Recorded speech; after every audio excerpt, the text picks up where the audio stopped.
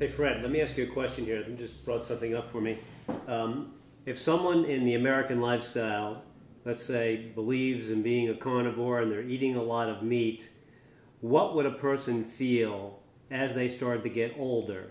In the form of maybe they might feel sick, or they might feel ill, or they might feel dysfunction.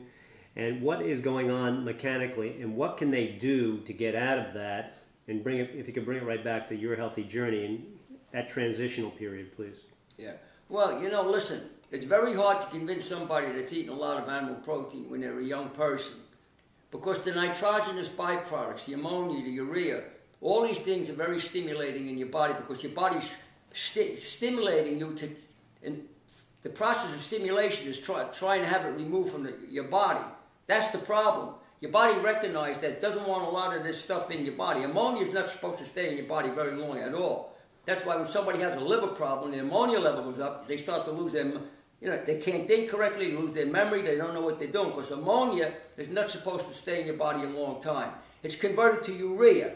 You try to get rid of urea when you're urinating. Uric acid, urea, all these type of things do not belong in your system. That's why people have problems with gout. You'll never see a vegetarian have gout. I never saw a vegetarian in my whole life that had gout. You have to be eating animal protein. Even if you're eating a lot of legumes with the purines, you won't get the gout without the uric acid, the urea. And the urea is the breakdown of ammonia. So too much animal protein is very stimulating. But it's very hard to convince a person in the early stages, especially if somebody's an athlete, that they think they need the animal protein because they're strong, their libido's up through the roof. But later on in life, they find out that it's really not the case. It doesn't really work out that well, because that's when they started to sooner or later the body starts to break down. They start to have trouble because you're just overburdening their body. It's just too much. And they run into different breakdowns in the human body. I mean, they start to have joint stiffness, joint pain. They start to develop tumors. They start to get arthritis. And if you're mixing the animal protein with starches, and you're a meat and potatoes person, you're probably going to end up with type 2 diabetes, because you're going to get fat. You don't have enough fruits and vegetables to move everything through you. You need the fiber in the fruits and vegetables. That's the common denominator. That's what moves everything through you. The main common denominator is what you leave out. When you eat the fruits and vegetables, you got the fiber, you might be able to eat a stone and get away, because it'll move a stone right through you. But the key is an animal protein-based diet. And people talk about Paleolithic man, they talk about people that were hunter-gatherers, they spoke about the even American Indians that hunted buffalo, and they ate the bison, and they were deer hunters. Okay, remember, they lived in a pristine environment. They ate other things too.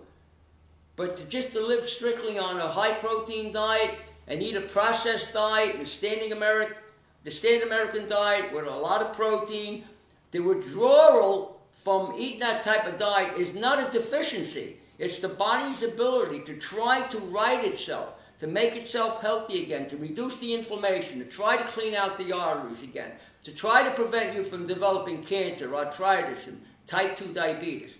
We got to get away from the processed food. We got to get away from a high-protein diet. The withdrawal from a high-protein diet is not a deficiency. I see plenty of people that are working out with the weights. They're eating 5 meals a day. They're eating animal protein 3 times a day. They miss one meal. They get lightheaded. They get dizzy. And it's definitely not hypoglycemia. It's more a detox from the too much animal protein and nitrogenous byproducts. So, again, we're not designed to eat a high-protein diet. And it's very hard to convince a person that. They don't find that out. They go through this process. Then they find out, they come to the same conclusion that most of the people I know that have done this, and myself, they find out that it's very obvious to me that too much protein is not a problem for me. It is a problem for me, even if it comes from a plant source. One of the big problems I have is to stay away from too much nuts. It's not a problem, I do it. Not to eat too much nuts and seeds and all those type of things, because what happens if I overdo it just a little bit, me personally, I'm ready to go to sleep. within a half hour. So I just don't want to do it because I like feeling vital, alive, and full of energy, especially at my age.